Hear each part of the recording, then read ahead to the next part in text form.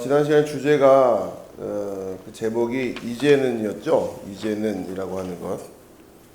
그 내용을 조금 더 이어서 말씀을 나누겠습니다. 지금 51페이지에 위에서 세 번째 줄 보면 그 다음은 그것이 창세전의 영원한 계획 전부터 창세전은 영원 전부터 계획되었다는 것입니다. 그는 그 점을 3장 20절에서 표현하고 있습니다. 이제는 율법 외에 하나님의 한 의가 나타났으니 율법과 선지자들에게 증거를 받은 것이라. 예수 그리스도의 복음은 사후 처리가 아닙니다. 말하자면 복음은 율법이 사람들을 구원하지 못하자 하나님께서 그제야 생각해낸 것이 아니란 말입니다. 자, 지금 이제 그 율법 그리고 율법과 복음의 관계 그리고 구약과 신약과의 관계 이런 이야기가 지금 그 바탕에 깔려 있는 거예요. 이런 그 문제 제기를 하는 데 있어서 가볍게는 이제 간단하게 구약과 신약의 관계를 지금 이야기하는 건데 이제는이라고 하는 이 단어 때문에 이게 간단치가 않아진다는 겁니다. 왜냐하면 단순히 말해서 구약과 신약은 과연 연속성을 가지고 있는 것인가 아니면 단절된 것인가 이 주제인 거예요. 기본적인 문제의식이 구약과 신약은 과연 연속적이다라고 이야기할 수 있을까? 뭔가 구약의 이야기와 신약의 이야기가 다른 것처럼 느껴지는데 그냥 그렇게 생각하면 간단하죠. 구약과 신약은 다르다. 예수 그리스도가 오시는 것을 통해서 그때부터 비포와 애프터로 나뉜다. 이렇게 지금 이야기를 하면 간단해지지만 성경은 그렇게 이야기하고 있는 것이 아니라는 얘기고 그리고 또 그렇게 오해하면 안 된다라고 하는 거죠. 대표적인 그 오해의 방식이 지금 얘기한 것처럼 율법은 그러니까 예수 그리스도의 복음은 사후 처리가 아니다라고. 율법으로서 문제가 해결이 되지 않기 때문에 그래서 그 문제를 해결하기 위해서 복음이라고 하는 또 뭔가 새로운 방법을 주셨다. 이렇게 이해하면 안 된다라고 하는 거예요. 자, 말하자면 복음은 율법이 사람들을 구원하지 못하자 하나님께서 그제야 생각해낸 것이 아니란 말입니다. 얼마나 많은 사람들이 그렇게 가르치고 있습니까? 20절 말씀은 율법을 통해서는 결코 어떤 사람도 구원 얻을 수 없다는 것을 분명히 보여주었습니다. 율법으로는 죄를 깨닫음이라. 율법이 사람을 구원할 첫 번째 기회로 주어졌다든지 율법이 실패함을 보고 그제야 하나님께서 복음을 생각하셨다고 말하는 것은 완전히 그릇된 생각입니다. 복음은 창세전에 작정되었습니다. 자, 우리 일단 로마서 3장을 좀 펴시고요.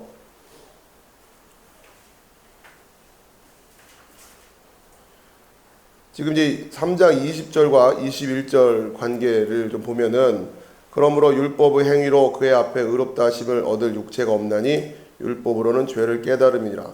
이제는 율법 외에 하나님의 한 의가 나타났으니 율법과 선지자들에게 증거를 받은 것이다. 자, 이게 지금 그러면서 율법 외에 하나님의 한 의가 나타났다.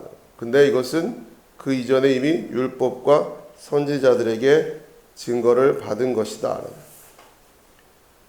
그러니까 결국 이 통일성을 가지고서 이해를 해야 된다라고 하는 거예요. 이 구약과 신약의 관계를 통일적으로 이해할 것이냐 아니면 불연속적으로 그러니까 연속적으로 이해할 거냐 불연속적으로 이해할 거냐 하는 것은 상당히 간단치가 않은 이야기입니다. 이것과 관련해서 여러 가지 이제 논란들이 나오는데 그 논란의 중심적인 그 생각은 뭐냐? 결국 구약에서 신약으로 넘어가는 이 관계가 과연 연속적이라고 할 수 있는 것이냐, 연속성을 가지고 있느냐, 아니면 불연속적이라는 거예요.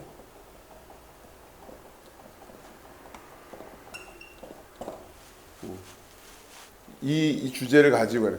그러면 구약의 얘기가 뭐고 신약의 얘기는 뭐며? 그러니까 이제 일단 불연속적이라고 하는 얘기는 구약 따로 신약 따로 이렇게 생각한다는 거죠. 간단히 말하면. 그리고 지금은 신약의 시대니까 구약은 구약 시대에 해당됐던 내용이고 지금은 신약에 해당되는 내용으로 또 하면 된다는 얘기고 그 다음에 연속적이다라고 이야기하는 것은 그렇지가 않다는 거예요. 구약과 신약을 관통하는 연속성이 있다라고. 자, 우선 이런 주제고 이것이 지금 이제 로마서 안에서는 어떤 문제로 율법과 복음이라고 하는 보통 은혜라고 많이들 하는데요. 사실은 좀 구별이 좀 필요하죠. 복음이라고 하는 것이 율법과 대응되는 걸로 이해하기는 좀 곤란하고요. 복음 안에 율법의 요소가 들어가기 때문에. 근데 이제 그것이 이렇게 혼용돼서 표현되는데 저는 아무튼 여러분 좀 구별할 필요가 있어요. 이런 이야기가 지금 율법과 복음, 은혜의 관계의 문제가 있고 그리고 또 이 주제와 관련해서 이 관계를 불연속적이다라고 보는 입장이 소위 말하는 세대주의라고 하는 세대주의적인 관점에서의 성경 해석 이것은 불연속적이다라고. 이 세대주의와 관련해 가지고 이 세대주의와 대응되는 개념 자체를 언약 신약이라고 해요. 언약주의란 말은 안 하고요. 언약 신약.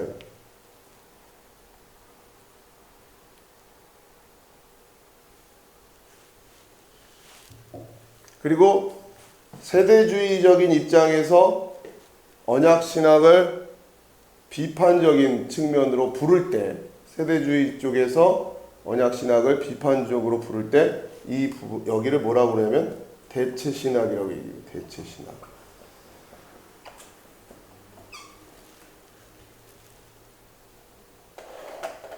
여러분들 이런 틀들을 좀 이해를 하고 계셔야 소위 말하는 요한계시록과 관련된 종말론에 대한 해석을 이해하실 수 있는 기본적인 틀을 갖게 되는 거예요. 그래서 이 틀 속에서 어떻게 이해하고 있는 것인가라는. 그러니까 지금 가장 기본적인 그 틀은 소위 말하는 율법과 복음이라고 하는 관계, 또 세대주의와 언약신학이라고 하는 관계 속에서 가장 큰 틀은 뭘 가지고 얘기하는가? 연속성과 불연속성을 가지고 얘기를 한다는 거예요. 그러면서 이런 이야기들이 구체적으로 어떤 얘기로 들어가기 시작하냐면, 자, 나중에 로마서에도 얘기가 나오지만,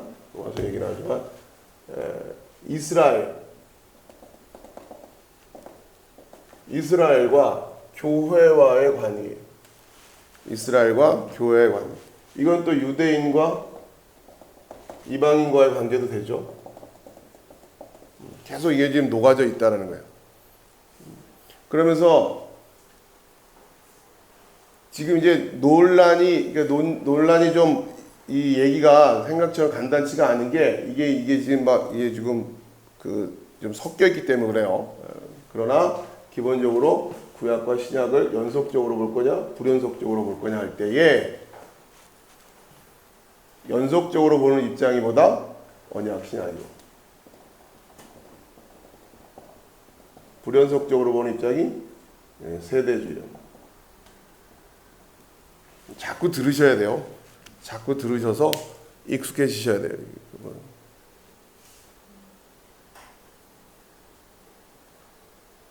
그러니까 이것과 관련해서 요한계시록의 소위 말하는 종말론에 대한 해석의 입장들이 달라지기 때문에 이 뭐랄까요, 성경 해석에 굉장히 많은 부분들이 지금 다 이렇게 얽혀 있어요. 그 얽혀 있는 데 있어서의 가장 중요한 그 핵심이 포인트가 뭐다? 연속성이냐, 구약과 신약. 그리고 이 구약과 신약의 이 연속성과 불연속성이라고 하는 것을 지금 로마서의 이 설교 시리즈에 있어서는 이 둘 사이에 어떤 단어가 하나 놓이면서 지금 이런 상황들이 간단치 않아진 거라고요? 이제는, 그죠? 그러나 이제는 그러나 이제 정확히 말하면 눈이 되잖아요. 그러니까 그러나 이제는 이란 말이 얼핏 들으면은 연속적으로 느껴집니까? 불연속적으로 느껴집니까? 그러나 이제는 이라는 표현이 연속적으로 느껴져요? 연속적인 느낌으로 느껴져요? 불연속적인 느낌으로 느껴져요? 연속적으로 느껴지세요? 그러나라는 단어 자체가 앞과 뒤가 지금 연결이 안 된, 이게 불연속적이라는 얘기잖아요. A이다. 그러나 이제는 이거는 단순히 문법적으로만 생각하면 불연속적으로 이해하는 게 자연스럽죠. 그렇죠? 네. 아니 이건 문법이잖아요. 그리고가 연속이고 그러나는 지금 A 그리고 B이다. A 그러나 B이다. 이건 A하고 B가 지금 연결이 안 된다는 얘기를 하는 거 아니에요. 그렇죠? 예, 여러분들 이게 내 생각에는 아무래도 이게 연결되는 건 그러면 안 돼요. 그렇죠? 그러나라고 하는 건 논리적으로 A 그러나 B 말 자체가 그러나 이제는 이라는 표현 자체가 불연속적이라고 하는 느낌을 우리에게 준단 말이에요.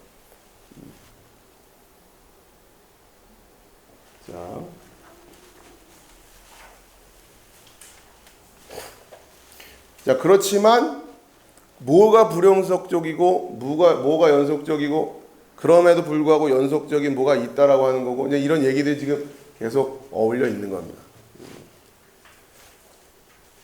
자 하나씩 풀어가야 되는데 여러분들이 지금 이게 뭐 예를 들어 수학 공부하듯이 덧셈 공부하고 뺄셈 공부하고 그 다음에 곱셈 공부하고 나눗셈 공부하고 이렇게 되지가 않단 말이야. 이 신학이라고 하는 분야 자체가 이 아이들은 이것저것 막 이렇게 산발한 어떤 주제들을 가지고 이야기를 하죠. 그걸 하나하나 꿰어가려고 하는 노력들이 굉장히 중요하고 그렇기 때문에 하나하나를 굉장히 이제 잘 신경 쓰면서 따라오지 않으면 되게 그냥 이렇게 산만한 얘기가 막 늘어나는 거죠. 제가 최대한 여러분들에게 이것을 일관된 어떤 그 방향성을 가지고 이해하실 수 있게끔 도와드리려고 하는 거니까 하나하나 잘 따라오시라고. 자, 그래서 이제 이 연속성과 불연속성에 대한 이런 관점에서 예가 되는 게 이런 것들이에요. 구약 안에서 보면은 분명히 이스라엘에 대한 언약들이 있단 말이죠. 그렇죠? 이스라엘이 약속을 하셨단 말이에요. 하나님이 이런 약속들은 다윗에게도 약속을 하셨고 그런 약속들이 과연 계속해서 이어지는 거냐 아니면 이제 단절된 것이냐라고 하는 그런 이야기를 할 때는 언약 신학은 그 이스라엘에 대한 구약에서 약속했던 이스라엘에 대한 그 언약이 어떻게 얘기되는 거예요? 교회에게로 지금 이렇게 이어졌다라고 얘기를 하는 거예요. 그런 면에서 연속정이다라고 얘기를 하는 거고 그러다 보니까 그렇게 되면은 어떤 부분에서는 불연속적일 수밖에 없냐면 육적 이스라엘에게서는 이제는 그 구약의 언약이 더 이상 유효하지가 않다라는 거예요. 그런 면에서 불연속적인 이야기를 하게 되는 거예요. 구별을 잘 하시라는 거예요. 그러니까 구약에서의 하나님의 언약이 계속 이어지고 있느냐 끊겼냐 이렇게 물어볼 때는 이 언약 신약은 어떻게 대답한다고요? 계속 이어지고 있다라고 생각해요. 연속적이다라고 대답을 하는 거예요. 그런데 그러면은 이 안에서는 지금 이스라엘에 대한 언약으로 되어 있잖아요. 그럼 지금은 이스라엘이 없으니까 당장은 지금이야 이스라엘 나라가 생겼지만 그거만 해도 지금 뭡니까 이스라엘 나라가 생긴 100년이 안 됐잖아요. 그럼 그 이전엔 이스라엘이 아예 없는 시대가 거의 2000년 가까이 왔단 말이에요. 그러니까 그렇기 때문에 이스라엘은 없어요. 칼빈이나 웨슬리 목사님 이런 분들이 계실 때는 이스라엘은 나라 자체가 없는데 이스라엘의 언약이 이런 얘기를 하게 되면은 그렇죠? 뭐라고 얘기를 하는 거예요? 그거는 이제 어떻게 소위 말하는 영적 이스라엘에게 이렇게 이어져 가는 그렇게 지금 이야기를 하는 거죠. 그러다가 세대주의가 등장하면서 그렇지 않다. 하나님의 말씀은 계속해서 언약이 이어지고 있다라고 하는 거예요. 누구에게? 이 육적인 이스라엘에게 계속 이어지고 있다고. 세대주의는 불연속적인데 왜 이것도 연속적으로? 이런 부분이 지금 그냥 관련해서 읽다 보면은 혼란스러워진단 말이에요. 그럼 세대주의는 뭘 얘기를 하려고 하는 거냐? 세대주의라고 하는 기본적으로 여러 시대들별로 하나님께서 섭리하시는 방식들이 다르다라고 하는 기본 사상을 가지고 있다. 세대주의 신학 자체가. 그래서 불연속적이에요. 기본적으로 세대주의는.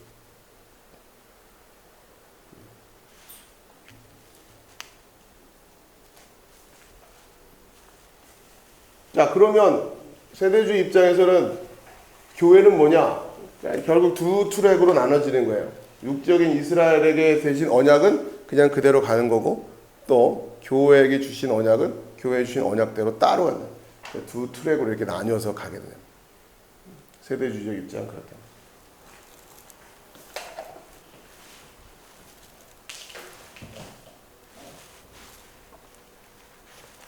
자, 이 정도까지만 일단 말씀을 드리고요.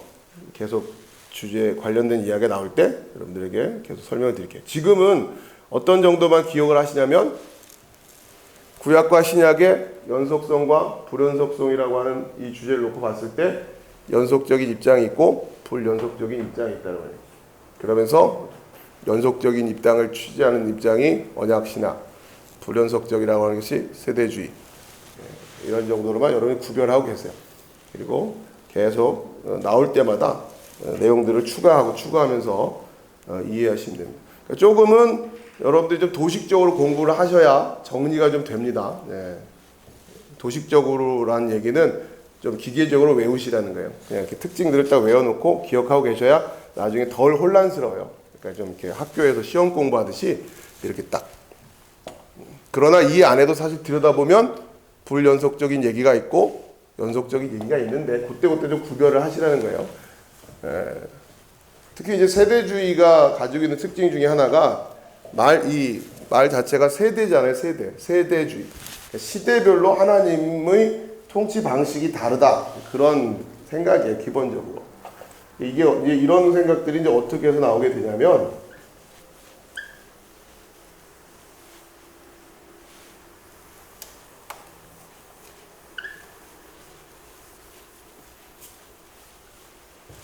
세대주의의 특징 중에 하나가 첫 번째 문자주의적 해석이에요.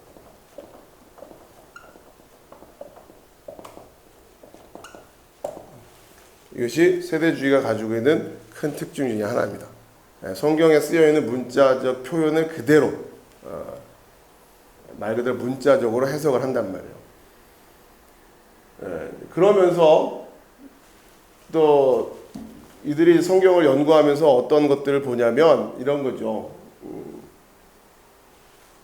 성경에는 보니까 이 7과 관련되어 있는, 특히 시간과 관련해서, 성경의 시간과 관련해서 7일에 대한 규정들이 있잖아요. 첫째 날, 둘째 날, 셋째 날. 창조를 보면 7일에 대한 얘기죠. 첫 번째. 그 다음에 또 조금 올라가게 7주. 그러니까 첫 번째 주, 두 번째 주, 세 번째 주, 네 번째 주. 이런 규정들이 있어요. 뭐 하고 나서 첫 번째. 그러니까 7일이면 첫째 날. 그래서 마지막 일곱째 날까지 가는 것이 있고 7주는 어떻게? 첫째 주, 일곱째 주.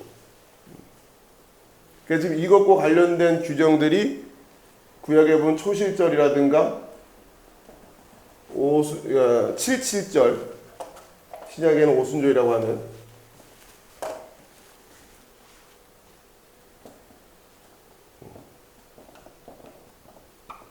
이런 절기들이 있어요. 그러니까 지금 하루하루로 생각하는 그게 있고 첫째 주, 둘째 주, 셋째 주 이렇게 해서 요 주 단위로 이렇게 사이클이 돌아가는 이런 규정들이 있단 말이에요. 그리고 요보다 좀 더 큰 게 달. 첫째 달 이렇게 해서 일곱째 달.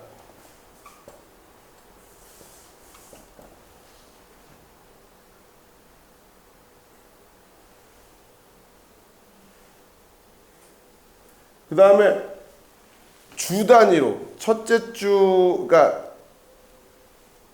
요 주 단위죠. 요거는 그다음 달. 그 다음에 네 번째가 뭐냐면 해.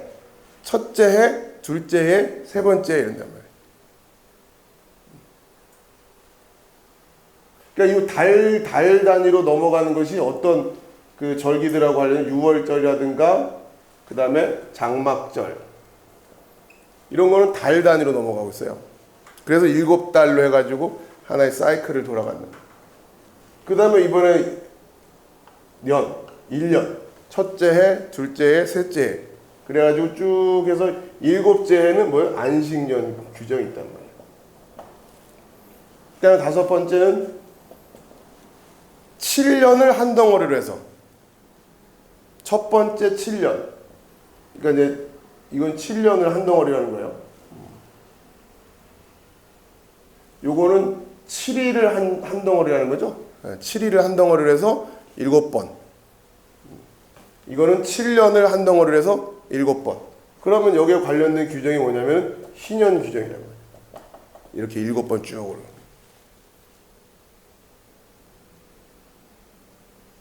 이게 이제 성경의 규정이에요. 이 시간과 관련돼 있어서.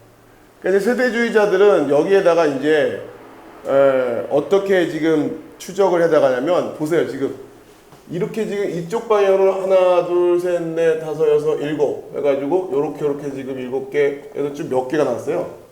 5개가 나왔잖아요. 여기는 몇 개고? 7개고. 그럼 여기에 뭔가 2개가 좀 허전해요 지금. 이런 틀을 만들려고 노력을 한단 말이에요. 여기까지는 성경의 규정이에요. 그러면 2개를 더 찾아내려고 하죠. 그래서 이들이 뭘 찾아내느냐? 이 다음에 6번째, 7번째에서 지금 여기서부터는 이제 첫 번째 천년, 두 번째 천년, 세 번째 천년 쭉 해서 7번째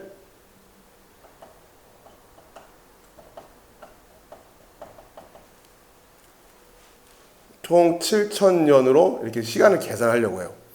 이게 세대주의적인 특징이에요. 거기에다 또 하나 더 해가지고 시대를 이거는 세대주의마다 좀 더 큰 시대죠. 말해가지고 창조 이전의 시대부터 시작해가지고 막 시대 부분을 합니다. 그래가지고 새 하늘과 새 땅이 되는 그 시대부터 해가지고 또 뭐 영원까지 해가지고 그렇게 시대를 또 7개로 구별해요. 6번, 7번 같은 경우는 세대주의별로 얘기가 조금씩 다르기 때문에 이걸 굳이 우리가 상세하게 뭐 지금 상황에서 이렇게 공부할 필요까지는 없고요. 그때 나오는 얘기만 그냥 하시면 되고 아무튼 우리한테 좀 신경을 쓰게 되는 부분은 이런 부분이에요. 지금 마지막 천년 이게 요 7번째 천년이 소위 말하는 요한계시록에 나오는 그 천년왕국이란 말이에요. 그러니까 그들은 이렇게 이 천년왕국을 계산을 하려고 하는 거죠. 이렇게 해서 하나님의 이 시간의 어떤 틀을 봤을 때 이렇게 지금 진행이 될 거다 생각을 한다고요. 근데 이제 문제는 이제 이게 지금 처음에 계산했던 것대로 이제 맞아 떨어지지 않았기 때문에 계속해서 복잡한 얘기들이 나오는데 자 아무튼 지금 이렇게 그러면서 이런 이 시대별로 하나님께서 간단히 말하면 예수님이 오시기 전과 오시기 후에 하나님께서 구원하시는 방법 자체가 다르다 이렇게 생각하는 거예요. 세대주의. 그래서 불연속적 이렇게 얘기를 하는 거란 말이에요. 구원의 방법 자체를 그들은 다르게 이야기를 합니다. 그런데 이제 요런 배경에서 나왔다. 여러분들이 그렇게 생각하시면 되고요.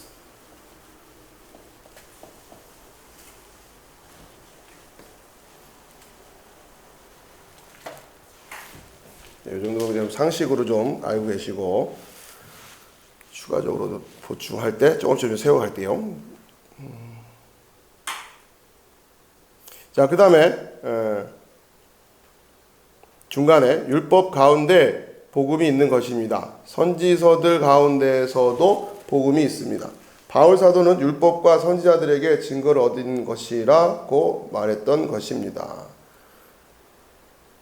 바울 사도가 뜻하는 바는 무엇입니까? 여기서 율법이란 분명히 모세 오경을 가르치고 있습니다.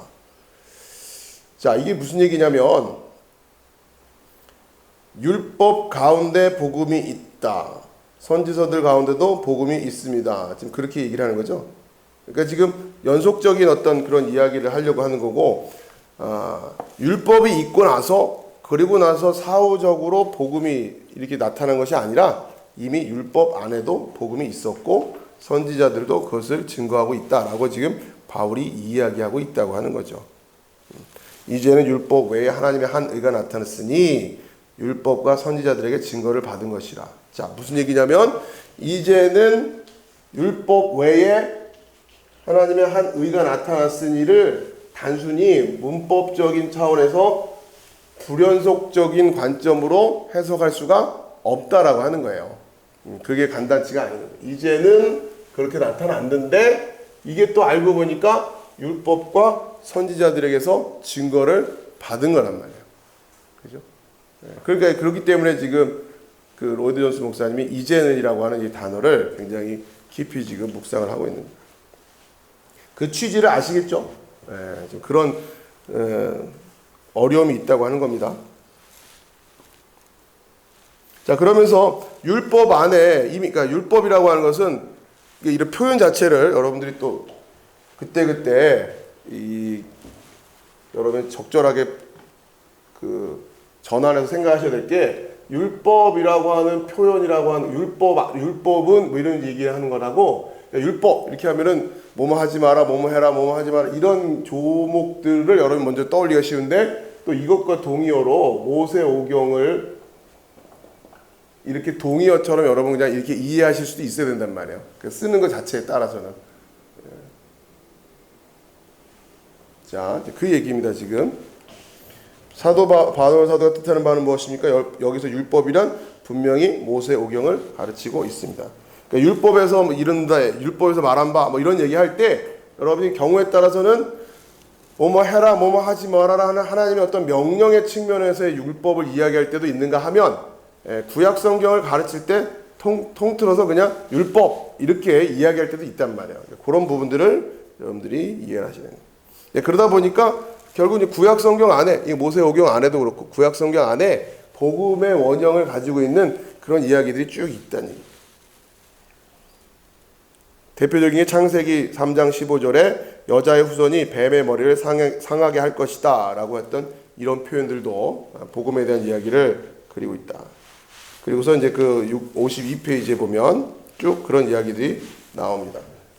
성경 안에 여러 가지 예수의 이야기들, 예수 그리스도의 순환의 이야기들, 또 복음과 구원에 대한 이야기들이 그려지고 있다.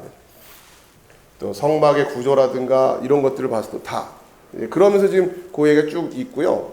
그건 나중에 살펴보도록 하고, 그런 전반적으로 구약 안에서 이미 예수 그리스도에 대해서 그리고 있는 그런 것들을 통칭해서 예표한다 하고, 또 그 관련된 이야기들을 예표론 이렇게 얘기합니다. 그리스도를 예표한다. 구약 안에서 그리스도를 예표하고 있다.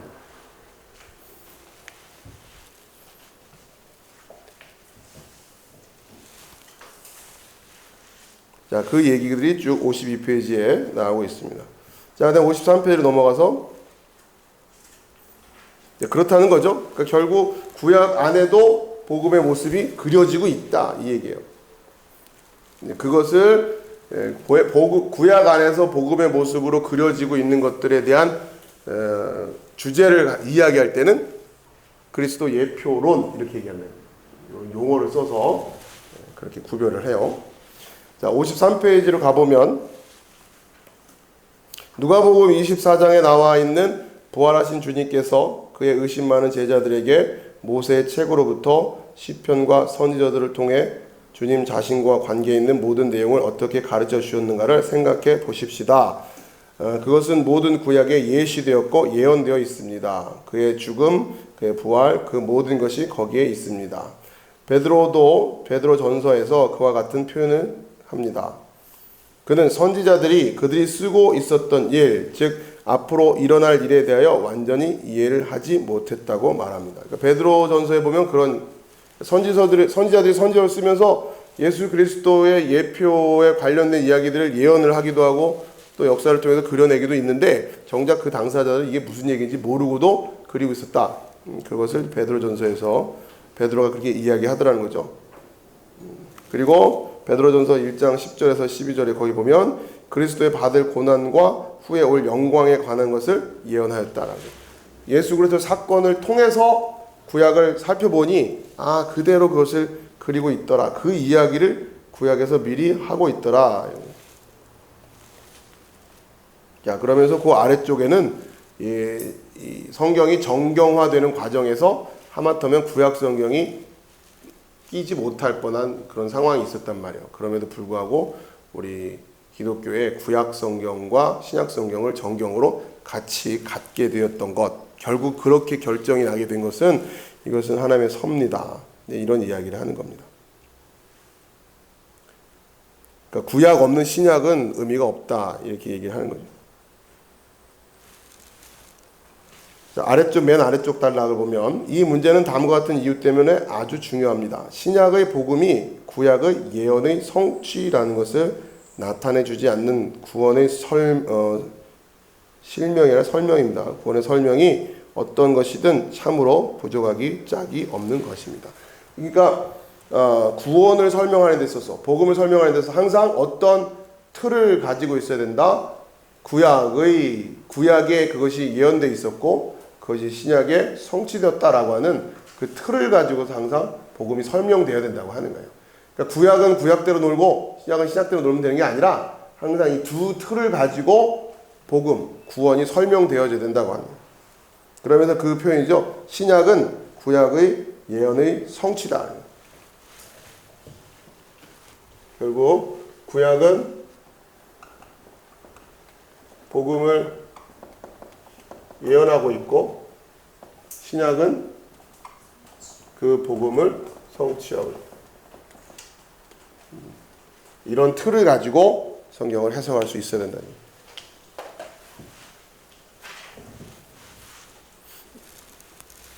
그러니까 우리가 성경을 해석한다고 할 때 이 복음이라고 하는 틀 속에서 성경을 해석하려면 항상 뭘 할 수 있어야 된다? 구약에서 어떻게 복음이 예언되고 있는지, 구원의 모습이 어떻게 예언되고 있는지 거기에 관심을 가져야 된다는 거죠. 그리고 신약은 또 그것이 구체적으로 어떻게 성취되었는지를 확인하려고 하는 거예요. 그래서 성경을 읽는 올바른 태도라고 해요.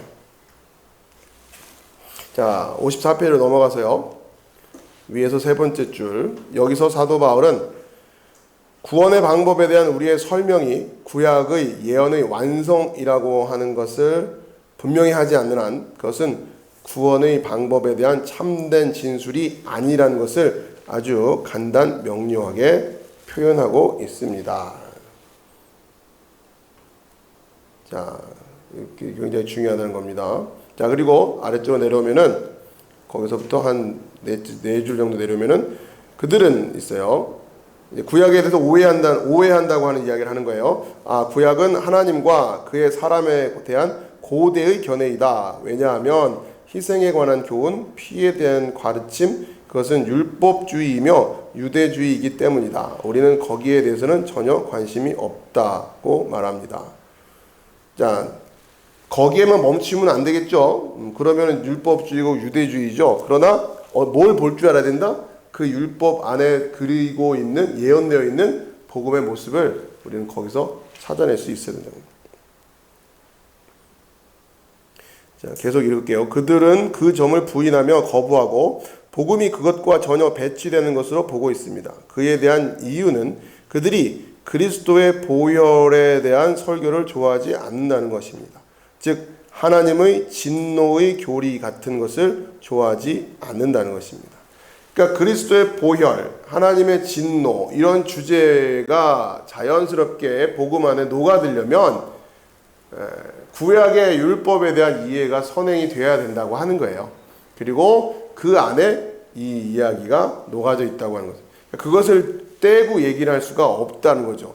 그런데 왜 자꾸 구약에 대한 관심들이 떨어지게 되는가라고 하는 것은 이제 뒤에 나오지만 점점점 현대 신학의 태도라고 하는 것이 무엇 때문에? 그리스도의 보혈이니 하나님의 진노니 이런 주제에는 관심이 없고, 어떻게 하면 하나님이 선한 삶을, 우리 사람들이 착하게 살아갈 것이냐, 선하게 살아갈 것이냐 하는 도덕 윤리적인 차원에서 성경을 해석하려고 하다 보니까 굳이 진노, 보혈 이런 얘기 할 필요가 없다는 얘기예요. 그런 상황이 되더라고요. 그러니까 어떻게 하면 선한 사람이 될 것이냐, 착한 사람이 될 것이냐라고 하는 그런 어떤 매뉴얼에만, 그런 교리에만 관심이 있게 됐네요. 그러다 보니까 점점 보혈 얘기 안 하게 되고 진노 얘기 안 하게 되고, 그러니까 구약에 대해서 점점 희미해지게 된다는 거죠.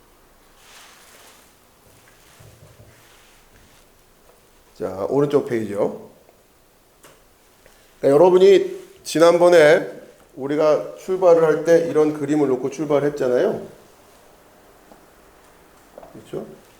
이 사람의 이중 문제, 우리 인간이 가지고 있는 이중 문제, 하나님 측면과 우리 사람 측면에서, 자, 여기에서 이제 문제가 있고, 그렇죠? 이 문제를 요약해서 말하면 불경건과 불의라고 하는 모습이었고, 여기에 대해서 하나님은 어떻게 하고 계시고? 진노하고 계시고, 그렇죠?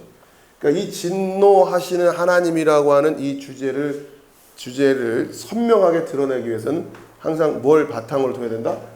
구약, 그렇죠? 심판, 그렇죠? 결국 심판 얘기인데, 그 이야기는 늘 항상 뭘 가지고 바탕을 해야 된다? 구약이라는, 구약의 율법을 우리가 놓쳐버리는 순간 이 이야기가 흐려진다는 얘기예요. 간단히 말하면 이쪽 부분이 흐려진다는 얘기예요. 그리고 현대의 어떤 신학적인 태도라든가 또 점점점 신앙인들의 어떤 관심이 하나님의 심판을 우리가 어떻게 하면 피할 것인가라고 하는, 여기에 관심이 잘 없잖아요. 생각해보면 여러분 설교 한번 쫙 찾아보세요. 목사님도 설교 1년치 설교를 쫙 보고서는 하나님의 심판으로부터 우리가 어떻게 벗어날 것이냐, 혹은 우리가 하나님의 심판으로부터 벗어날 수 있다고 하는 그 능력이 되는 하나님 복음에 대한 어떤 기쁜 소식을 전하는 측면이 많은지, 아니면 그냥 이 얘기를 하긴 하는데 그냥 이거는 그냥 양념 치듯이 그냥 조금 그냥 하는 거고, 깊이 이 문제를 고민하는 게 아니라 결국 이 안에서 어떻게 하면 우리가 성실하게 신앙생활을 할 거냐, 어떻게 하면 승리하는 삶을 살 거냐, 어떻게 하면 하나님께서 복 주시는 삶을 살 거냐, 아무튼 요 동네에서만의 논의로 계속 우리가 좀 관심이 많이 간다고 하는 거죠. 그건 복음이 아니라고 얘기하는 거예요, 지금 로이드스 목사님. 복음은 항상 어떻게 출발해야 된다? 하나님의 진노와 심판이라고 하는 이 문제에서부터, 이것, 그리고 거기에 대해서 우리가 불경건하다 불의하다, 이 두 가지, 이 주제를 이걸 놓치고서 갈 수는 없다. 항상 여기서부터 출발해야 돼. 그러려면 반드시 구약의 율법에 대한 이해가 있어야 됩니다. 우리는 관심을 가져야 된다는 겁니다. 자, 그러면서 55페이지, 자, 중간에 만일 여러분이 기억할 것 꼭 한 가지가 있다면 그것은 율법은 우리를 그리스도께 데려다주는 몽학 선생이라는 것입니다. 율법은 한 가지로 우리의 절실하게 필요한 것이 무엇인가를 보여주며 주님이 오실 것을 예표해 줍니다. 율법은 얼마나 철저한 몽학 선생입니까?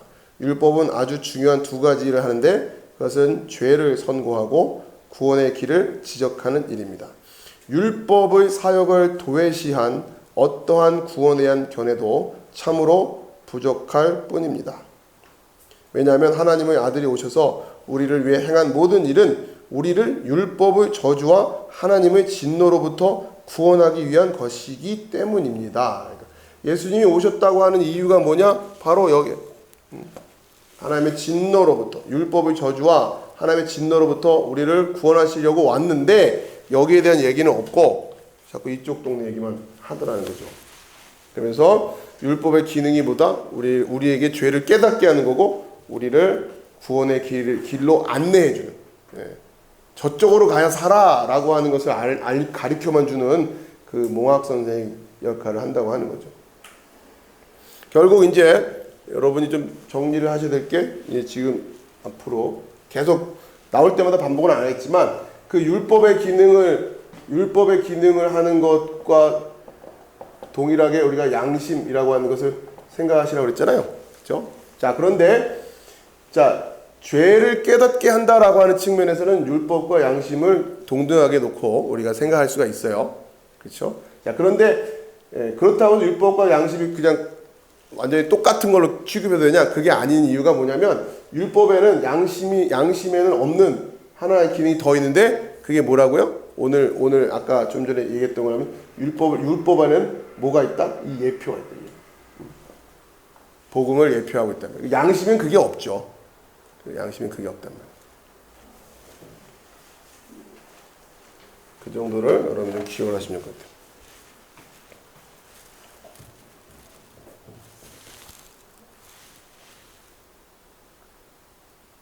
그러니까 결국 베드로, 바울 이들은 어떻게 예수 그리스도의 사건으로부터 출발해서 구약의 예표들을 다시 한번 쳐다보게 된 거죠.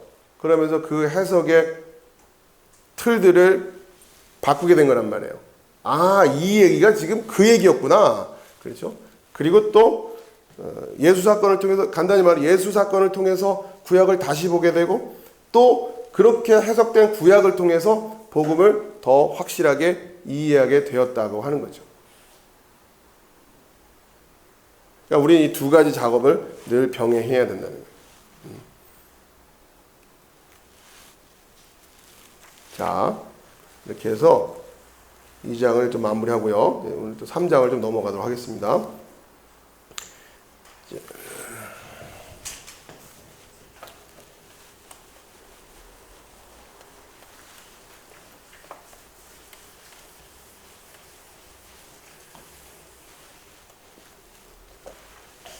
자, 3장의 제목이 우리 한글로는 사죄보다 더한 것, 이렇게 사죄, 간단히 말하면 용서,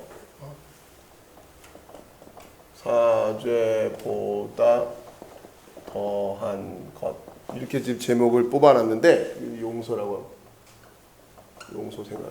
근데 그 원래 이 설교의 그 영어 제목은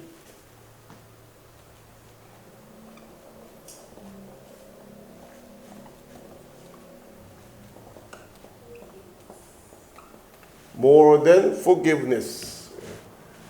이게 원래 제목이에요. 그러니까 사죄보다 더한 것, 이렇게 번역이 되어 있는데 제목이 조금 좀 애매해요. 이 의미를 좀 표현하기 위해서는 이런 의미인 거예요. 단순히 사죄 플러스 알파. 이해되시겠죠? 뭐보다 하나 더. 그냥 사죄로 끝나는 게 아니라는 얘기를 하는 겁니다. 사죄보다 더한 것, 이렇게 번역을 해놨는데 영어 원래 제목이 more than forgiveness란 말이에요. 그러니까 forgiveness보다 좀 더, 이런 뜻이란 말이에요. 그러니까 사죄 플러스 알파. 지금 단순히 이런 얘기예요. 지금 나중에 읽어보면 알겠지만 단순히 지금 용서 얘기만 하고 있는 게 아니다는 얘기예요. 복음의 얘기가 단순히 용서만을 얘기하고 있는 것이 아니다.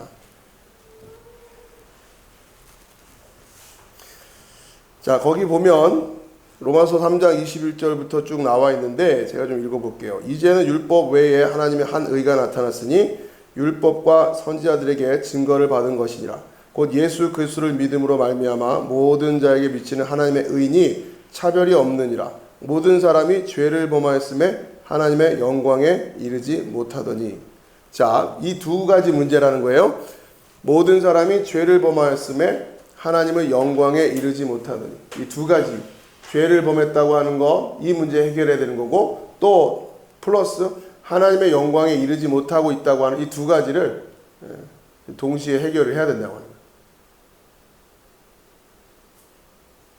단순히 죄 용서만의 문제가 아니라는 겁니다. 그러니까 의롭다 하심을 얻었다라고 하는 것은 어떤 문제를 해결한 거라고요, 지금? 죄를 범하였음에 하나님의 영광에 이르지 못하였다고 하는 두 가지. 그 두 가지 문제가 지금 같이 지금 고려돼야 된다, 이런 얘기를 하는 겁니다. 자, 58페이지로 넘어가 보겠습니다.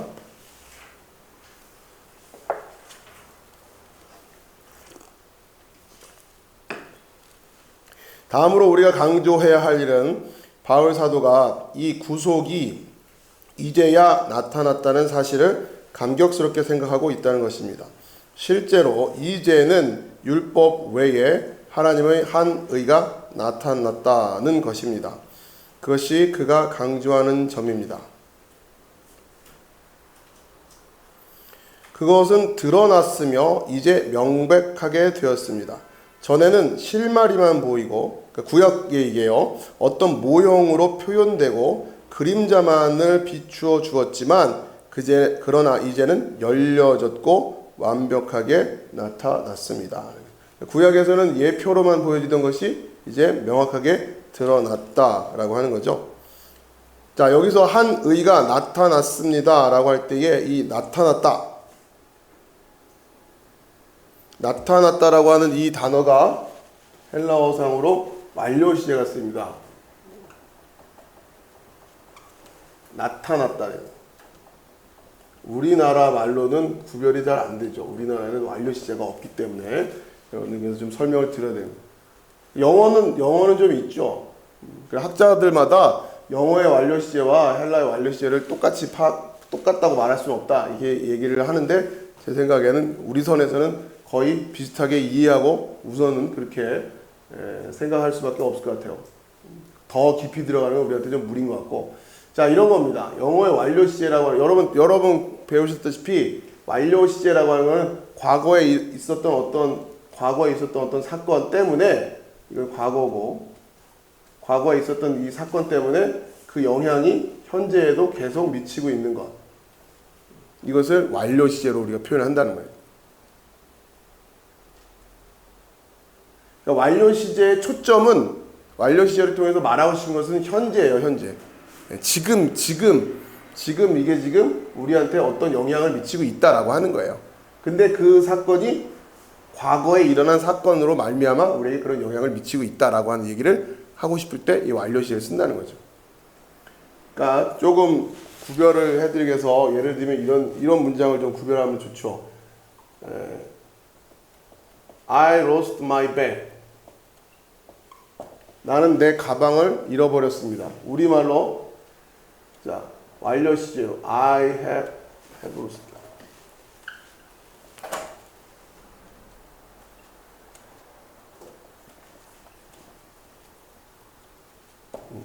첫 번째 문장하고 두 번째 문장 이렇게 있단 말이에요. 차이가 뭐냐? 우리말로 하면 나는 내 가방을 잃어버렸습니다. 나는 내 가방을 잃어버렸습니다. 이 두 가지로밖에 번역이 안 돼요.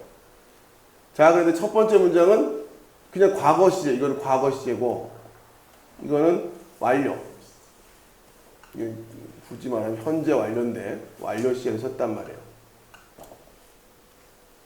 지금 첫 번째 문장은 이렇게만 얘기를 하면 이 가방을 찾았는지, 아직도 못 찾았는지, 거기에 대해서는 얘기를 안 하고 있어요. 나는 과거에 잃어버렸다. 이 얘기만 하고 있으니까. 근데 이 이야기, 2번 문장은 I have lost my bag. 그러면 언젠지 모르게 잃어버렸는데 그래서 지금도 여전히 찾지 못하고 있는 상태다라고 하는 걸 얘기하는 거란 말이에요.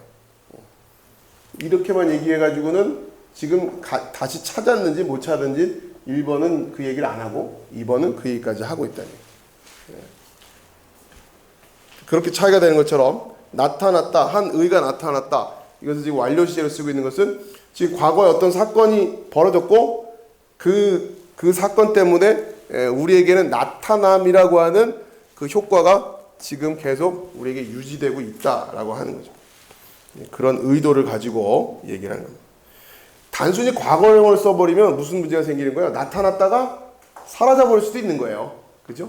그런 의미가 있단 말이야. 과거형을 썼다고 하면은 옛날에 한번 나타났는데 지금은 사라졌다 이렇게 말할 수 있다는 그런 의미도 내포하고 있다는 거죠. 그러나 이게 완료 시제로 쓰였다는 얘기는 지금도 계속 그렇게 되고 있다라는 그런 의도를 가지고 있다는 거죠.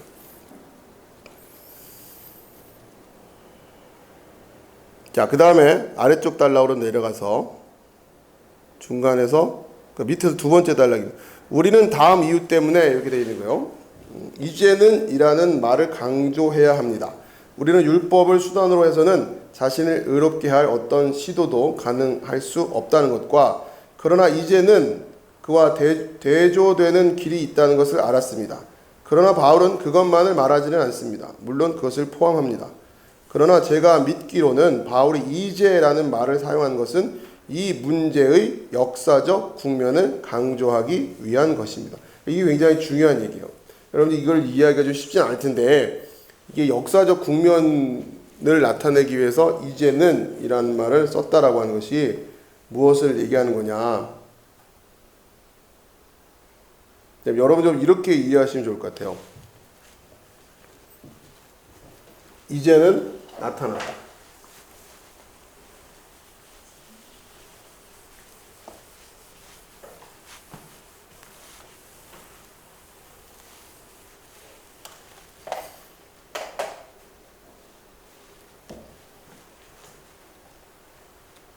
자, 과거에 어떤 사건이 하나 생겼는데, 그래서 지금 그것 때문에 이제는 나타났다. 이 얘기를 하는 거란 말이에요. 이제는 나타났다. 자, 그러면 조금 더 생각을 해보면, 지금 어떠한, 그러니까 이 사건이 있기 이전에는 나타났다라는 말을 할 수가 없는 거죠. 그죠? 왜 그러냐면, 이 말은 지금 어떤 사건이 실제로 있었기 때문에 그리고 나서 이제는 나타났다 이렇게 얘기를 하려고 하는 거란 말이에요. 그럼 요 이전에는 나타났다고 말할 수가 없어요. 이런 이야기를 할 수 있다는 얘기는 이 사건이 무슨 사건이다? 이건 역사적인 사건이라는 거예요. 이것이 있고 없고의 차이가 있는 거죠. 있고 나서부터 얘기할 수 있다는 얘기란 말이에요. 자, 그런데 여러분 이런 생각을 해보세요. 뉴턴이 사과가 떨어진 걸 보고서 만유인력 법칙을 발견했단 말이에요. 그렇죠? 만유인력 법칙 발견. 자, 그러면 지금 요때 발견을 했어요. 그럼 이제는 만유인력의 법칙을 가지고 설명을 하겠죠. 그렇죠? 그러면 발견하기 전의 일들은 만유인력의 법칙을 가지고 설명할 수 있어요, 없어요? 만유인력의 법칙을 우리가 이때 발견을 했는데, 그렇죠? 이제부터는 만유인력의 법칙 가지고 설명할 거 아니에요. 그럼 발견하기 전의 상황들은 만유인력의 법칙을 가지고 설명할 수 있어요, 없어요? 왜 없어요? 그 전에도 달이 도는 거는 지금 만유인력의 법칙을 가지고 돌았던 거죠. 자, 무슨 얘기냐면, 제가 오늘 만유인력 법칙을 한 달 전에 만유인력 법칙을 발견했어요. 그리고 나서 이제 그러고 보니까 태양이 이렇게 뜨고 지는 거는 이런 원리 때문에 되는 거라고 설명을 하잖아요. 예? 그러면 1년 전에 태양이 뜨고 지었던 거는 만유인력 법칙 가지고 설명하면 안 돼요? 되는 거죠. 만유인력 법칙은 이때 알았다 뿐이지, 그죠? 원래부터 있었던 거지, 몰랐던 거지. 그냥 원래부터 그냥 쭉 있었으니까 옛날 것도 다 만유인력의 법칙으로 설명하면 되잖아요. 자, 무슨 얘기냐? 하늘에 태양이 이렇게 갑자기 어두워져 버렸어요. 요즘 이걸 뭐로 설명해요? 예? 일식으로 설명하잖아요. 태양이 달이 가렸다. 왜? 이걸 알아냈으니까. 이제는 뭐로 설명해요? 일식이라고 설명한단 말이에요. 그죠? 예. 그러면 조선시대 때 이런 현상들은 이제 우리는 뭐라고 얘기해요? 조선시대 거는 그 시대 사람들은 재앙이라고 말하겠지만 우리는 뭐라고 얘기해요? 일식이었다고 얘기할 거 아니에요. 이해하시겠어요? 무슨 말씀인지? 예. 그러니까 이제는 나타났다. 이제는 이렇게 말한다고 하는 것이 역사적인 사건이라고 하는 것은 뭐냐면, 이게 단순히 어떤 법칙이나 원리를 얘기하는 게 아니라 말 그대로 예수 그리스도가 이 땅에 왔다라고 하는 그 역사적인 사건 때문에 그것으로 말미암아 이제는이라고 얘기하고 있다라고 하는 얘기를 하는 거란 말이에요. 여러분 이 차이를, 이 간단한 얘기가 아니에요 지금. 로이더스 목사님이 쓴 얘기가, 예수님이 이 땅에 오신 거는 단순히 어떤 도덕 법칙을 설명하려고 오신 게 아니란 얘기란 말이에요 지금. 그런 식이라면 예수님이 오시기 전에도 무슨 얘기냐면, 예수님이 오시기 전 이런 식이라면, 우리가 만유인력의 법칙을 발견하고 이걸 발견한 거라면, 이제 깨달았으니까 그 이전에도 뭔가 그런 식으로 얘기를 할 수 있는 거란 말이에요. 이건 법칙이기 때문에, 원래는 우리가 몰라서 그랬던구나 이렇게. 근데 이것이 역사적인 사건이라고 하는 거, 역사적인 사건이라고, 단순히 어떤 법칙을 발견해내고 원리를 발견해내는 것이 아니라 역사적인 사건으로 우리에게 왔기 때문에, 그래서 이제는이라는 말을 쓰고 있다는 얘기를 하는 거예요. 그러면 그 전은 이런 말을 못 한단 말이에요. 이게 좀 이해가 되십니까? 이게 쉽지 않을 겁니다, 이게. 그러니까 무슨 얘기냐면, 복음서에서 그리고 있는 예수 사건은 어떠한 종교적인 가치를 설명하기 위해서 이렇게 그려내고 있는 게 아니라 진짜 그런 사건이 일어났다라는 거예요. 그렇기 때문에 역사적인 사건이라고 하는 것은 이 사건이 있기 전과 후를 분명히 구별을 하죠. 6.25가 발생을 했단 말이에요. 그럼 6.25가 발생하기 전과 후의 상황은 다를 수밖에 없는 거란 말이에요. 그죠? 네. 이 이후의 이야기를 가지고 이전 거를 얘기할 수는 없단 말이에요. 물론 그렇게 되어질 일이지만 역사적인 사건이라고 하는 건 그런 거잖아요. 그럼 지금 만유인력을 설명하신 거는 방어적으로 설명해 주신 건가요? 그러니까 과학 법칙은 설명할 수 있지만 네. 역사적인 사건은 설명할 수 없다, 이렇게. 그렇지. 왜 그러니까 이거는 네. 만유인력이라는 거는 그 법칙으로 인해서 과거에 일어났던 역사적인 사실이 그걸로 설명할 수 있다라는 거고요. 네. 지금 위에서 그리스도를 예를 들어서 역사적인 사실로 그 그리스도를 설명을 하면 현재 이제 나타났으니까 설명할 수 있는데 과거는 설명할 수는 없다라는 거를 지금 말씀하시는 건가요? 과거를 설명할 수 없다라고 하는 그런 차원으로 생각하지 마시고, 역사적인 사건이라고 하는 것은 이거 사건이 일어난 이후와 일어난 이전을 확실히 구별을 하잖아요. 역사적인 사건이라고 하는 것은. 시점으로. 그렇죠. 이거를 진행되는 걸 놓고서 그걸 놓고 뒤를 가서 그렇게 설명할 수는 없다는 얘기예요. 예. 역사적인 사건이라고 하는 그, 자, 무슨 얘기냐면,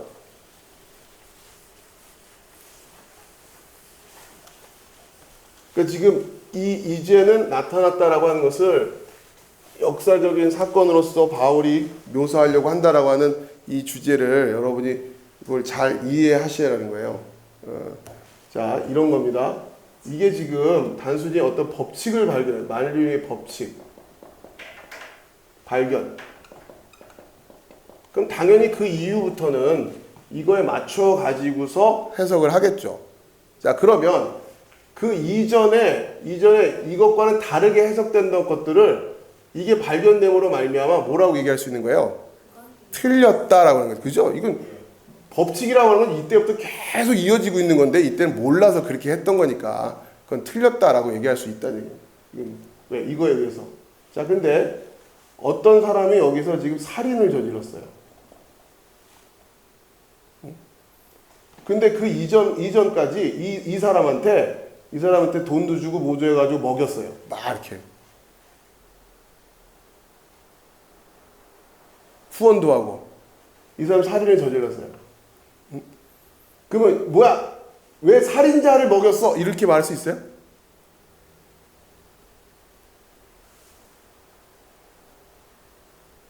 역사적인 사건은 그렇게 평가하면 안 되잖아요. 그렇잖아요. 이 사건 이후와 이전을 역사적인 사건이라고 하는 이렇게 딱 나뉘는 거란 말이에요. 법칙은 이때나 똑같은 거지만 역사적인 사건을 가지고서 얘기할 때 어떤 사람이 여기서 살인을 저지르는, 그럼 그 전에 이 사람을 태어나게 해가지고 길러가지고 막 했던 사람 보고 당신은 왜 살인자를 키웠어? 이렇게 말할 수가 있냔 말이에요. 그죠? 그러나 일단 역사적인 사건이 되고 나서부터는 그리고 나서부터는 뭘 얘기하는 거다? 이제는.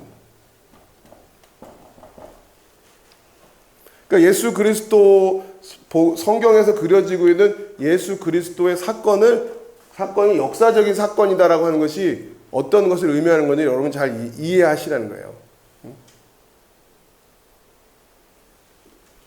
자, 그러고서 봤더니 이 사건이 이 이전에 구약 안에서 어떻게 돼 있었다? 예언돼 있었다는 얘기를 하는 거고, 그리고 이제는 명백하게 드러나는 거예요.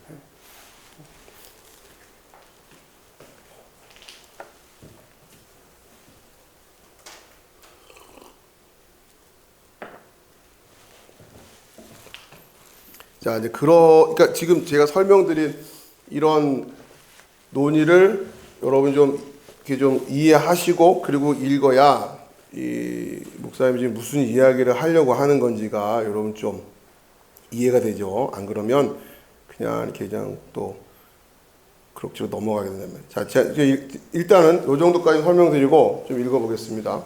역사적인 국면을 강조하기 위한 것입니다.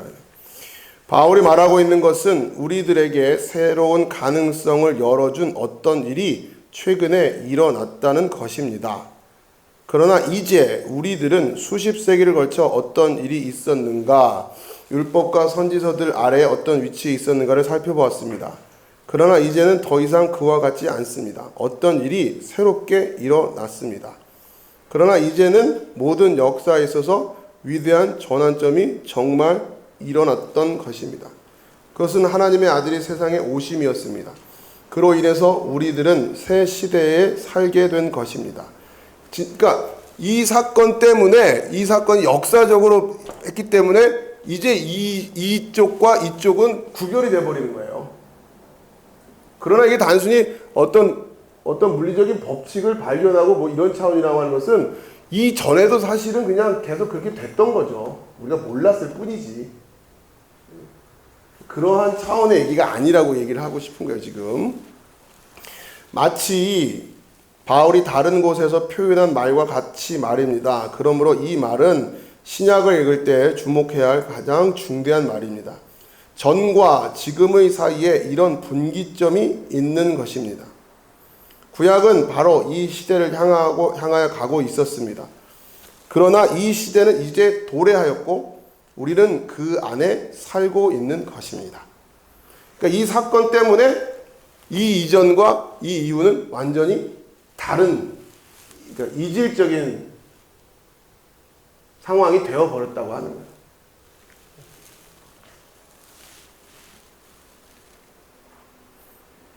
또는 그 문제, 그러니까 지금 조심하셔야 될 게, 자, 그렇기 때문에 그러나 이제는 이라고 하는 이 말은 불연속적인 게 강한 거예요? 연속적인 게 강한 거예요? 지금 요 설명만 들으면 불연속적이 강할 수밖에 없죠. 그러나 이제는 이랬으니까. 그렇죠? 그러나 일관되게 통일된 뭐가 있다라고 또 얘기를 하는 거죠, 지금. 복음은 그렇지가 않다. 구약에서부터 신약까지 일관되게 이어지고 있는 통일성이 분명히 있다. 그 얘기를 하려고 하는 거예요. 그것도 깔려 있다고 하는 겁니다. 그런 부분에 있어서 세대주의와 언약신학이 또 나뉘는 거고, 그런 부분들을. 자, 그 다음에 이제 계속, 또는 그 문제를 다른 양상으로 표현하면 그리스도인의 신앙이란 철학이 아니요 단순히 하나의 교훈이 아니라는 것입니다. 이게 굉장히 중요한 거예요. 뭔가 우리에게 철학적인 내용, 어떤 교훈적인 내용을 설명하려고 예수 사건을 그려내고 있는 게 아니란 얘기를 하려고 하는 거예요, 지금. 바울은 지금 그렇게 지금 표현하려고 한다는 거죠. 이것은 역사적인 사건이다. 그러나 이제는 이라고 하는 거예요.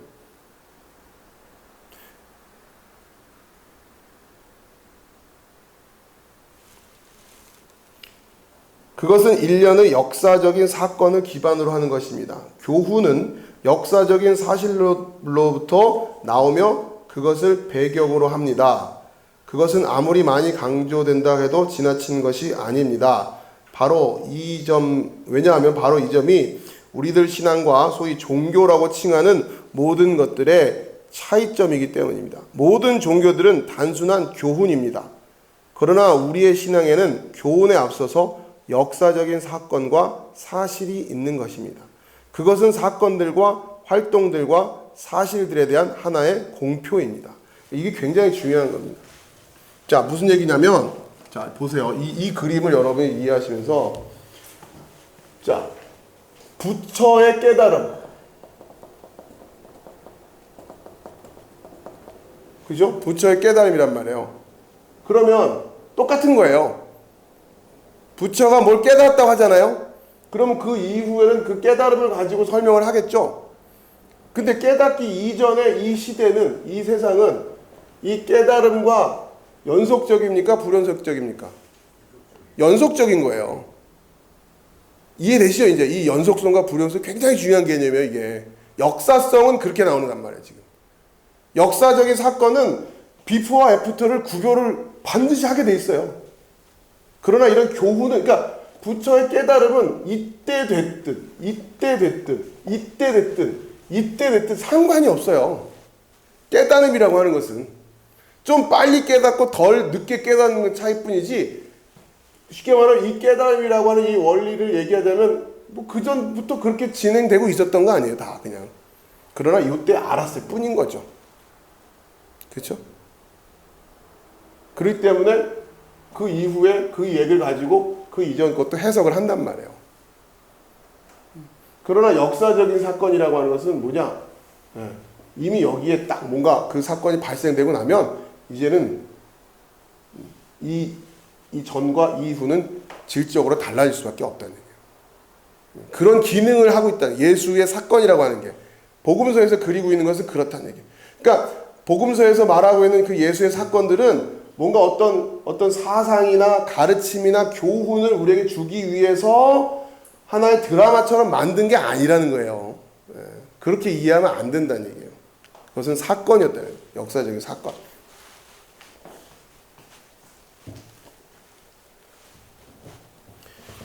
자, 이 이제란 말은 그 점을 상기시켜 줍니다. 실제로 바울 사도는 이렇게 말하고 있는 셈입니다. 나는 여러분들에게 하나님께서 이것을 나타내 주셨다고 말할 수 있는 입장에 놓여 있습니다. 하나님께서는 그의 아들의 생애와 죽음, 부활, 승천이라는 역사적 사건들과 오순절, 성령 강림 사건 속에서 그것을 행하셨던 것입니다. 자, 근데 이제 이것은 우리가 절대로 간과해서는 안 되는 기본적인 원리입니다. 그것은 오늘날 현 시점에서 특별히 중요합니다. 모종의 신학적인 관심을 가지고 있는 사람들은 제가 말하는 의도를 정확하게 알 것입니다. 영국에서는 다소 적게 퍼졌지만 유럽 대륙을 풍미하고 있는 한 신학 사상의 학파가 있습니다. 라디오의 제3 프로그램에서 그것에 관해 대담을 하며 그것에 관한 서적과 논문들이 쏟아져 나옵니다.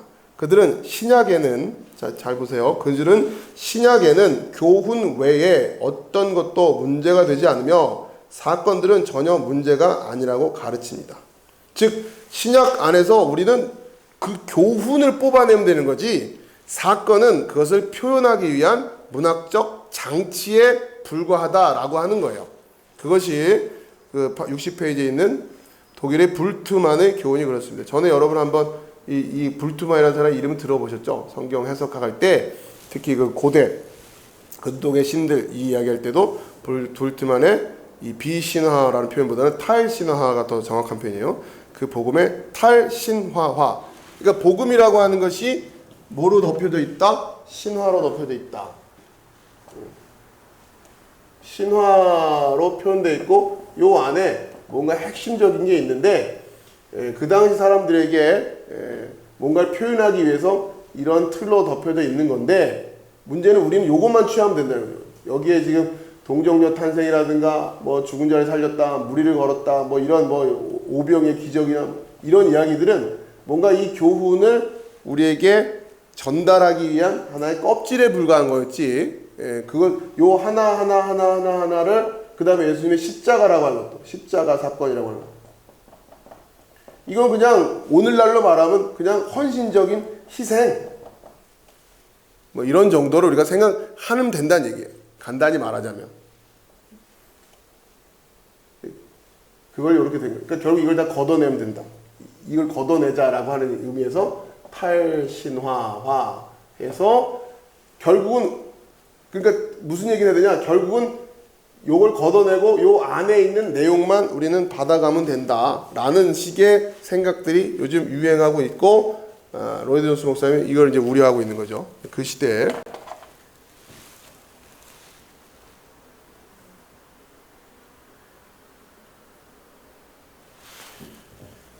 자, 중간쯤 가겠어요. 지금 여러분은 이런 단어가 있는데 좀 찾을 수 있다 보니 중간에 여러분은 그 교훈의 위험성을 아실 겁니다. 그런 교훈은 이 작은 이제는 이라는 말과는 전혀 상충되는 것뿐 아니라 신약의 전체적인 가르침과도 배치되는 것입니다.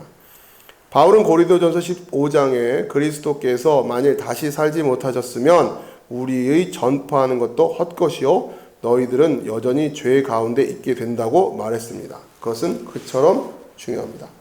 우리는 결코 그 사실들을 놓쳐서는 안 되며 또는 손상되게 내버려 두어서도 안 됩니다. 이제는 이란 말은 이미 일어난 사건과 사실에 대한 선언입니다.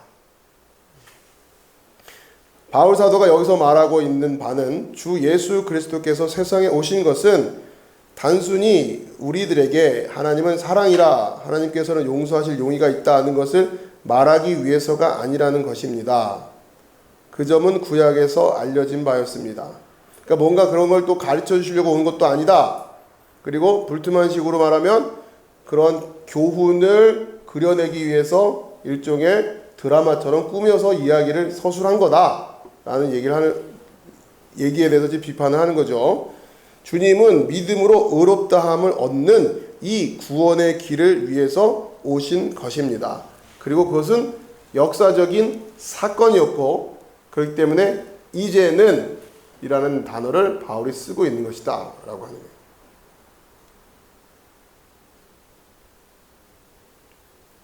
단순히 교훈적 차원에서 우리가 뭘 알았다 그런 이야기가 아니라는 거죠.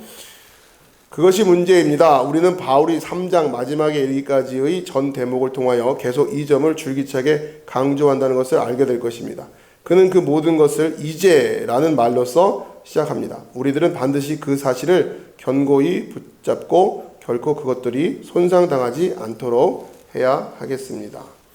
그 점을 강조했기 때문에 저는 우리가 이미 살펴본 것, 즉 구원이란 단순히 죄의 용서만을 의미하지 않는다는 사실을 제고하기를 원합니다. 바울 사도가 힘주어 말하고 있는 것은 우리는 적극적인 의를 받게 되었다는 것입니다. 즉 이제는 하나님의 의를 받게 된 것입니다. 자, 여기까지 오늘은 또 뒤에가 또 내용이 만만치가 않아가지고요. 이 정도까지만. 자, 그러면서 여러분이 조금 다음 시간까지 좀 생각을 계속 읽으시면서 내용이 만만치는 않으실 건데 쭉 읽으시면서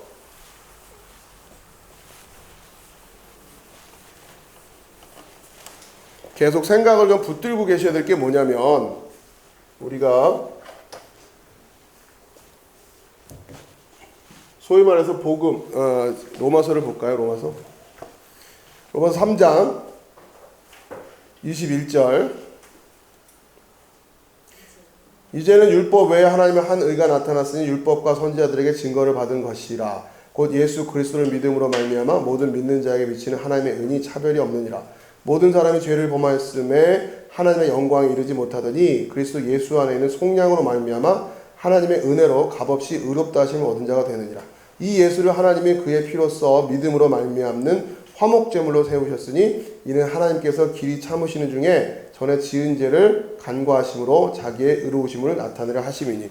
결국 이 이야기가 뭘 얘기하는 거예요? 예수 그리스도의 십자가로 말미암은 속죄 사건이잖아요. 피 흘리심. 자, 그럼 여러분들이 예수 그리스도를 십자가에 내주어서 우리 대신에 피를 흘리게 하신 하나님이라고 하는 그 하나님을 떠올릴 때 우리가 일반적으로 생각하는 하나님은 예수 그리스도를 십자가에 내어주시는 하나님은 어떤 하나님이에요? 무슨 하나님이라고 여러분 우리가 많이 이해를 하고 있습니까? 어떤 하나님? 예수님이 우리 대신에 하나님이 우리 대신에 하나뿐인 아들을 십자가에 못 박혀 죽게 하신단 말이에요. 그 하나님을 생각할 때 우리는 하나님의 어떤 성품을 먼저 떠올려요? 사랑, 그죠? 자연스럽게. 그 하나님의 사랑으로 이해하잖아요. 사랑. 우리를 그렇게 사랑하셔서 하나뿐인 아들을 십자가에 내어주셨다. 근데 바울은 여기서 지금 하나님이 우리를 이렇게 사랑하셔서 이렇게 얘기를 안 하고 있어요. 이걸 뭐라고 얘기해서 하나님의 의가 나타났다는 말이에요. 이걸 하나님의 사랑으로 표현하고 있지 않아요. 여러분들 그걸 잘 이해하셔야 돼요. 하나님의 의로. 하나님의 의가 나타났다 이렇게 얘기를 하잖아요. 지금 하나님의 의가 나타났고 그것이 지금 십자가 사건에서 명쾌하게 나타났다는 얘기를 계속 점층적으로 지금 더 얘기를 하는 거잖아요. 예수님을 믿는 믿음으로 말미암아 의롭다함을 이런 얘기를 하면서 또 그리스도 안에 있는 속량으로 말미암아 그의 피로 말미암아 계속 그렇게 지금 더 강조하면서 들어가는데 결국 그 십자가 피 흘림에 대한 이야기로 이어지고 있는데 이 주제를 하나님의 사랑이라고 하는 키워드 아래에서 얘기하고 있는 게 아니라 뭘 가지고 얘기하고 있다? 하나님의 의라고 하는 주제를 가지고 얘기하고 있다고 하는 거를 여러분이 지금 다음 시간까지 또 계속해서 읽어 가시면서 여러분 이 부분에 초점을 맞추셔야 된다는 거예요. 지금 바울이 이야기하려고 하는 거예요. 하나님의 의라, 하나님의 의. 자, 근데 이걸 자꾸 현대는 이걸 뭘로 얘기하려고 그래요? 하나님의 사랑으로 바꿔요. 사랑. 바울이 그런 얘기하고 있지 않단 말이에요, 지금. 이게 지금 우리가 복음의 의미, 십자가의 의미에 있어서 뭔가를 많이 놓치고 있는 측면이 있다라고 지금 얘기를 하는 거예요, 지금. 로이드 존스 목사님도 그렇고 이걸 지금 우리가 지금 회복해야 되는 거예요. 간단히 말해. 계속해서 하나님의 의라고 하는 거죠. 그리고 우리를 의롭다고 하신다라고 이게 뭐냐 이것들을 다음 시간에 쭉 읽어보시면서 묵상을 좀 하시면 좋을 것 같아요.